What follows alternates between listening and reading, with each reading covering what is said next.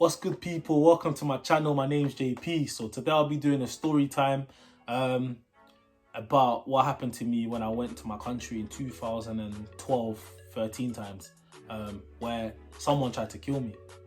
Somebody tried to kill me. Someone put something in my drink, but I'll break down the story even more so you guys can understand.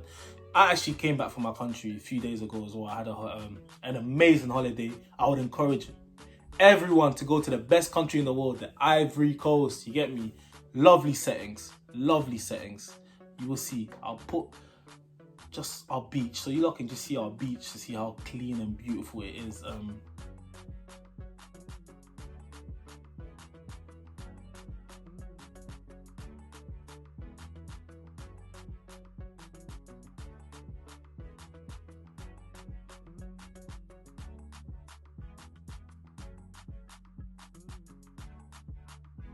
But that's not the main reason I go there. Anyways, I got a lot of families there. But in 2012, 13 times, I went to Ivory Coast. I went for a holiday. So I went there for a bit. I booked a ticket, 5 weeks I spent there. And I have to make you understand. So in Ivory Coast, I basically, when I was there, because I came to the UK when I was 9 years old. But when I was in Ivory Coast, I grew up in an area where it's mixed, where there's a lot of poverty and some people with money.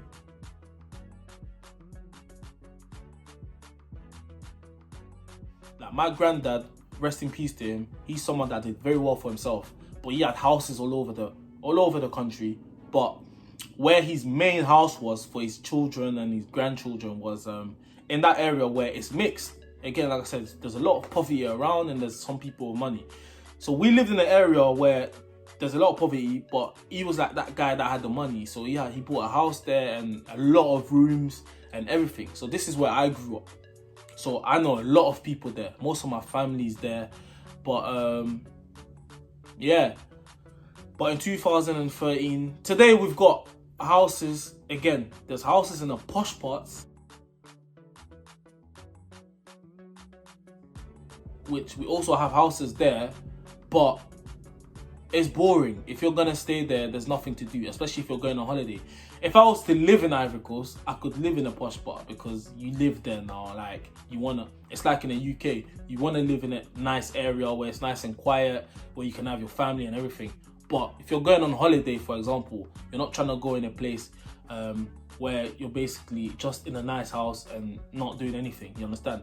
But where everything is popping, everything is lit, is in the ghetto area where it's kind of mixed. They've got like the best bars, the best food, everything. So in 2013, 14, when I went there, basically the main reason for my trip was that I didn't see my dad for a long time. Because my dad, obviously, he lives in London. He lived in London with me.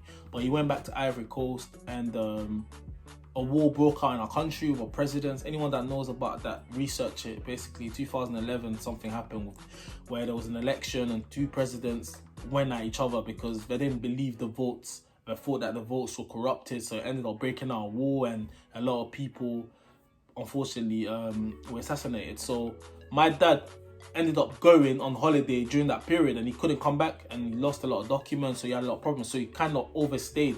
He's got a visa indefinite to remain, but you can't be out of the country, I believe, for more than 2 years at once. So he was there for longer than that, not because it was his fault.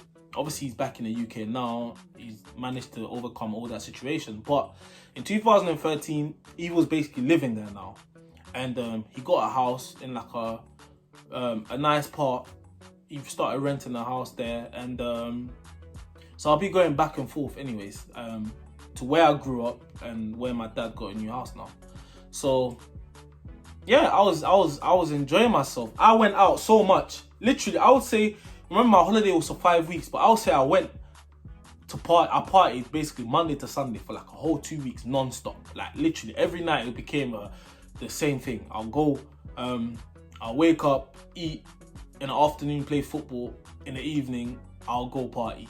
Because and believe me, it's difficult for me because when I go where I grew up, everyone, when I come, like my family, I got like more than 15, 20 cousins, and I got bare aunties and bare uncles. So when I'm there, they're just consistently asking for money, money, money. So it's very expensive. When I go out, I'm the one paying for everything. When I'm going to restaurants, I'm the one paying for everything. So it makes my holiday expensive. But if you're, for example, a tourist, or you're someone that basically stays in the rich parts where everyone around you has money already, then you won't have to spend a lot if you're in Ivory Coast. But if it's one of them ones where everyone's depending on you, like, mate, you need to be coming there loaded. So I would go broke after a few weeks very quickly. But I'd have the best time. I'll be enjoying. So 2013, that's what was going on. But during that period also, when I went there, I started to realize a lot of things. So for most people that don't know, Ivory Coast started to catch up with Nigeria when it comes to basically the 419. Obviously, nowhere near Nigeria, but you get me. I'm not saying you Nigerians are the only ones doing it. Bare countries are doing it, but when it comes to the 419, Nigeria is known for that. But my country started to do that. Everyone in the country was basically a 419 now. Like, literally, all the people I grew up with, everyone I was around was about that.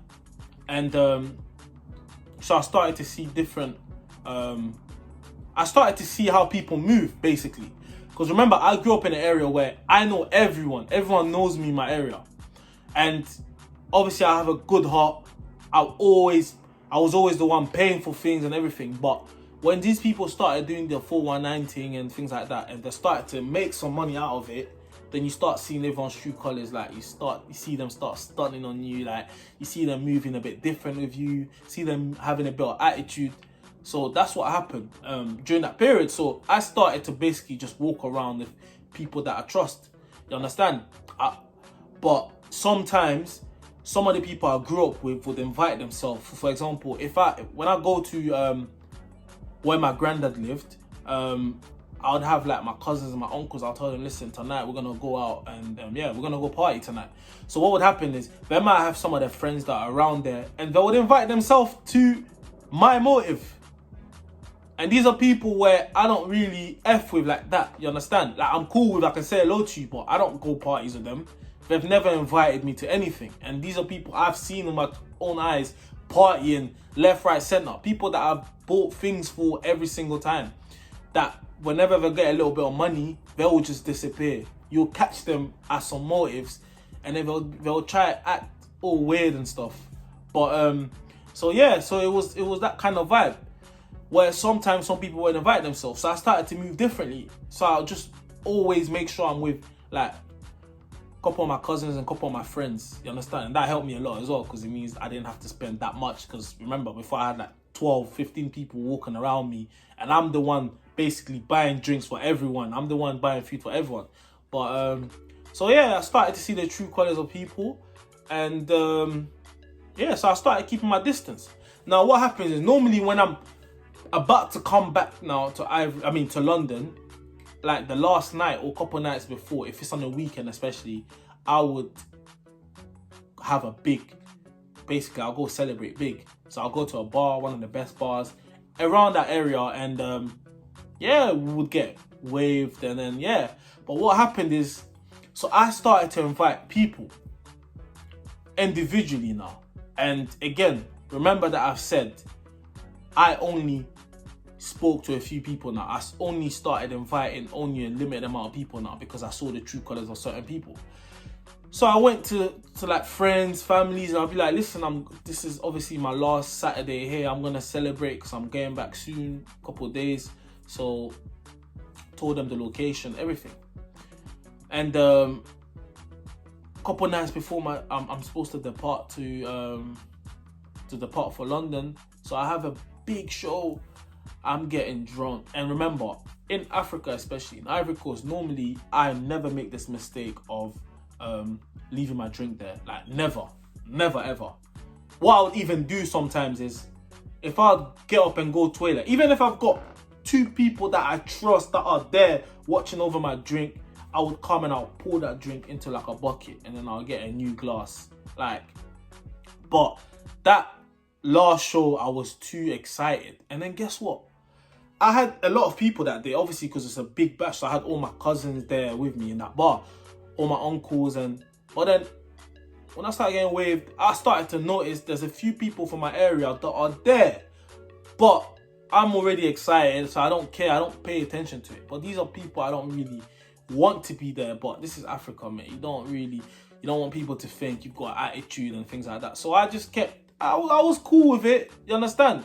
I wasn't gonna buy extra drinks for them, but they were helping themselves to the drinks that was on the table. Obviously, I had my drinks there, but what happened is, as the night went on, I was so drunk, and then I remember I had to go cash point to get more money. So what happened was, I went with my cousin. We got in a taxi quick, so the cash point was like 5 minutes down the road. We went there, came back, but what I failed to do, I forgot to tell. Actually, there was one girl there. I told her to look, to make sure she keeps an eye on my drink, but I was so drunk, kind of thing. But when I came back from the cash point and I went to sit down to where I was sitting down before, there was one of the guys that I didn't really want to be there that came over. He sat right next to me. He started chatting to me, like all like comfy, chatting to man like we were very good friends and things like that. But again, I'm excited. It's my last Saturday there. I'm traveling on a Monday, so I'm just trying to just chill. You understand? And then, yeah, so we spoke. He got up and went, and then the party carried on. And I went to drink the same glass again. I carried on drinking from the same glass that I had, because the girl who was meant to be watching my glass, her sisters was there, so she was having a lot of conversation with her sister. So I feel like that guy that came to speak to me, that potentially spiked my drink or put something in my drink, came to chat to them just to get them comfortable. So it's easy to, you understand? And it's not like they would think he would put something in my drink, you understand? He's someone that was close to like my uncle, whatever, but he's basically a snake, because he managed to get money from the 419 thing, and even like people like my uncle who used to support him, he used to come and sleep at my uncle's house all the time. He even went and ghosted on him. So now that he was broke, he invited himself to my motive. And then, so he was all comfy. And then, the party was lit, everything was lit. At the end of the party, got into my taxi, my cousin and friend, and then I went to my dad's house. So around 7 in the morning, or 6 in the morning in fact, because I think we left at like 4. So around 6 in the morning, I was vomiting a lot. But it was like normal. I felt like I drank too much anyways. And then when I woke up again, let's say around probably 10 or 11 o'clock or something like that. Because remember, I play football every day. So I got ready, but I felt weird. I felt like, I don't know how to explain it, but I felt like there was something wrong with me, but I just felt like I'm just drunk. It's the drinking last night, but I'll get over it. So what happened was, I got ready, got in a cab, and then went to football. Went to my granddad's area where I hang around most of the time. Now, I made my way to the football pitch, and then I started to feel mad cold, innit? So obviously I'm thinking, it's therefore some fever thing. But it was mad hot that day, apparently. So I asked my cousin, I said, "Are you cold?" He's like, "Nah, it's mad hot." You understand? And when I go Africa, especially, like, we're more used to the cold than them. So the fact that he's saying it's mad hot and I'm saying I'm mad cold, and then like he gave me a ball just to like warm up with it, and then something felt weird. So I walked back to the house, to like my granddad's house. When I told you my granddad's house is like in the area where I hang around the most. And then on my way back, I just dropped. I remember just dropping on the floor. And then I got up. So I basically carried myself. I just did everything I could to get to my granddad's house. And when I got there, I just threw myself in the bed. And then I felt like I literally thought like this is my last day on earth. Like, when people say certain flashes, things were flashing in my eyes, bro. Like, I thought this was the day that I was going to, like, literally, I believed this was the day I was gonna die. Like, my spirit just wasn't sitting right. I just felt like my spirit was going, I swear. Like, I couldn't believe it. So I was just there, like, I was praying. I was like, I hope someone can just come to the house right now. And remember, my granddad's house is a house, a lot of rooms. So it was weird because on that day, no one was in. And you know in Africa how obviously the doors open when you come in and things like that. People leave the doors open. So it was one of them ones. So when I got to the house, no one was there. And I was getting worse and worse and worse and worse. And then, so what happened was, I zoned out basically. And then one of my cousins came, and then, I was good. And I was like, oh, you need to take me to hospital, like, right now. You need to take, like, I feel like I'm gonna die. That's what I said to him. You need to take me to hospital right now. Like, I feel like I'm gonna die. And this is when, he like helped carry me, and then we got into a cab, and then we went to the hospital. And when we got to the hospital, this is the main issue with like African countries. So I'm almost dying, and I don't have a lot of cash on me. Obviously, I don't carry that much cash, especially on that day. I knew I was going to play football, so I had probably money on me to get my taxi and to eat. You know what I'm saying? To get little things, kind of thing. So I didn't have a lot of money on me. They said, oh, you need to pay for the thermometer. You need to pay for like this what do you call it? It's a medical book thing, whatever. You have to carry on paying for treatment every single time. You have to pay for them to test your temperature. After, you have to pay for them to basically put you in a room, and then pay for them for the procedure.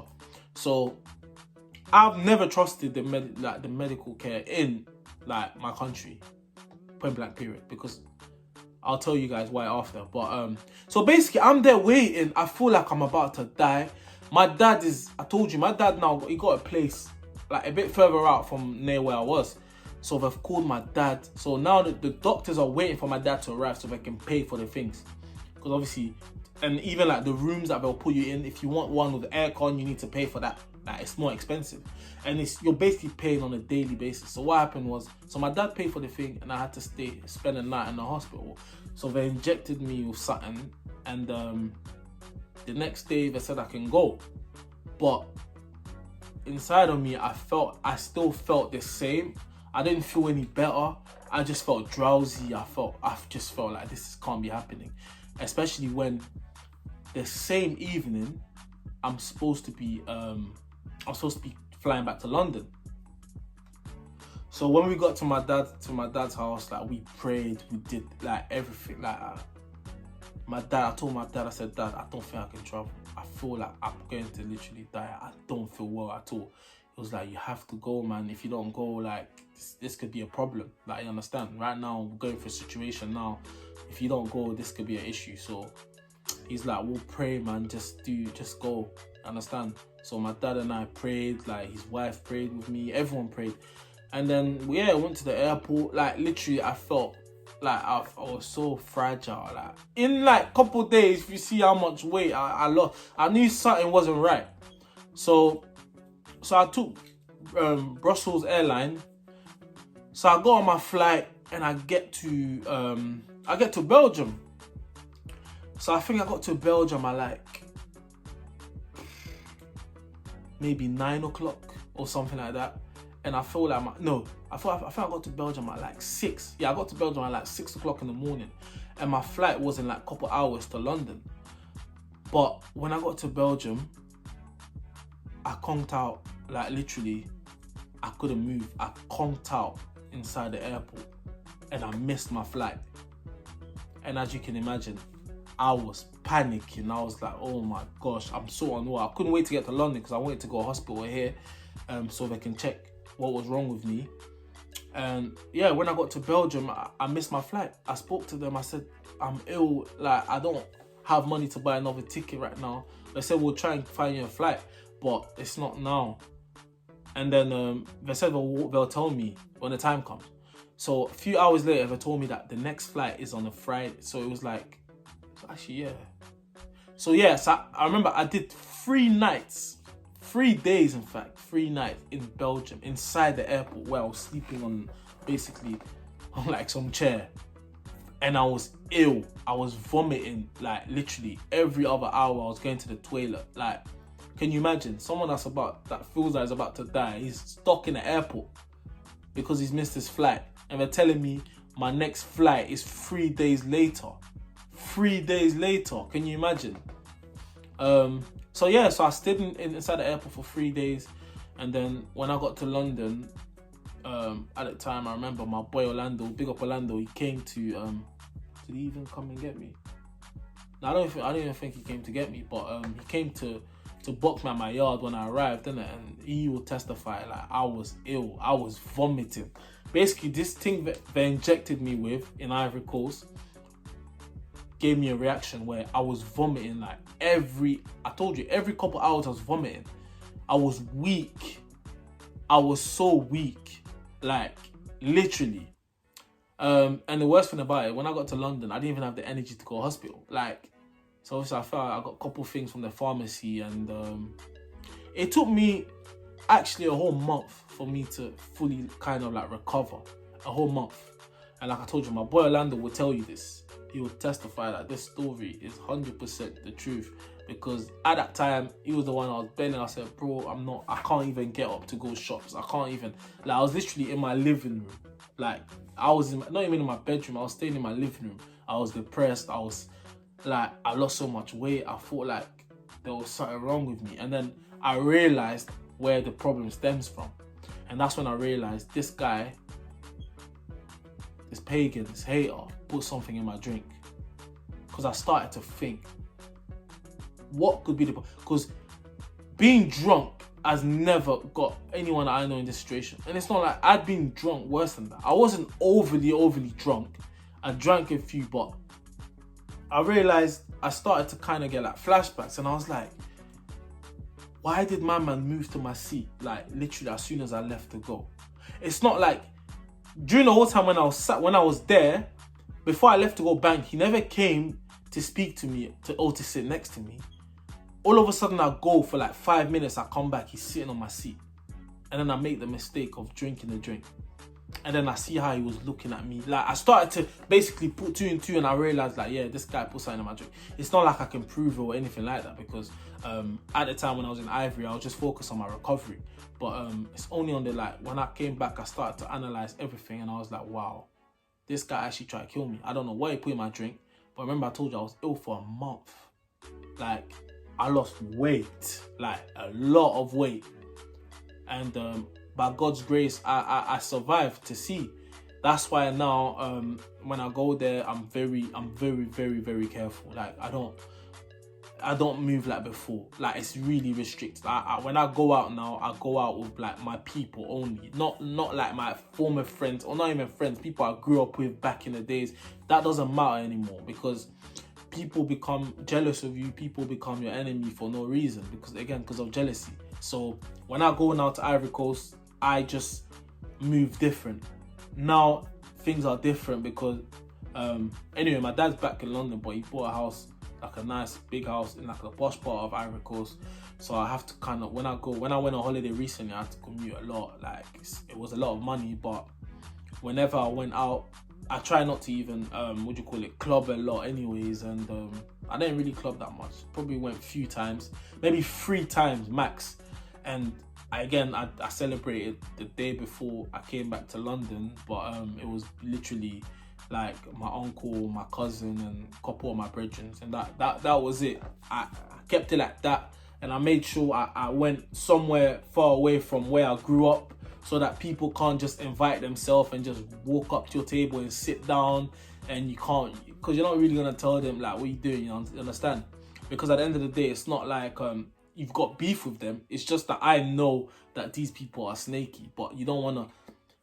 People there talk a lot, so if you tell him like, oh, like, can you move or something, he'll go tell the whole area. They're gonna see you and think you're rude and things like that. So yeah, so I moved different. I learned from my mistakes. This is something you're told when you go to Africa. Just make sure you watch your drink, and like, try not to basically eat at someone's house that you don't trust, that you don't know, like that. You understand? And yeah, and just basically hang around people you trust, and you should be fine. I mean, it's just like here as well. Like, you're not going to go to a club with a stranger you don't know and leave your drink around him or her, whatever. You understand? So it was that. So that's how I almost died. Someone tried end me, but that was in 2013. But I'm here. I'm alive. Thank God for that. And again, I've learned from my mistakes. But don't let the story kind of make you feel like, oh, like, Go to Ivory Coast. I'm telling you, it's the most amazing country in the world. You've probably never seen anything like it. Trust me, it's amazing. There's a lot of great things there, like beautiful beaches, beautiful food, beautiful places to party. People are friendly. You understand? And you are having an amazing time, man. Everyone's going Ghana now because people are starting to pick up that Africa is popping. And obviously, we live in a country where it's an English country, so Ghana is naturally connected to England. There's even a lot of Ghanaians in my country, so we're neighbours, isn't it? So go check out Ivory Coast as well. Of course, it's French that we speak, but you will have an amazing time. So yeah, so this is my story, how someone tried to kill me during a holiday in my country. I hope you guys like the story. I thank God I'm alive to tell you the story. And yeah, we'll keep the content coming.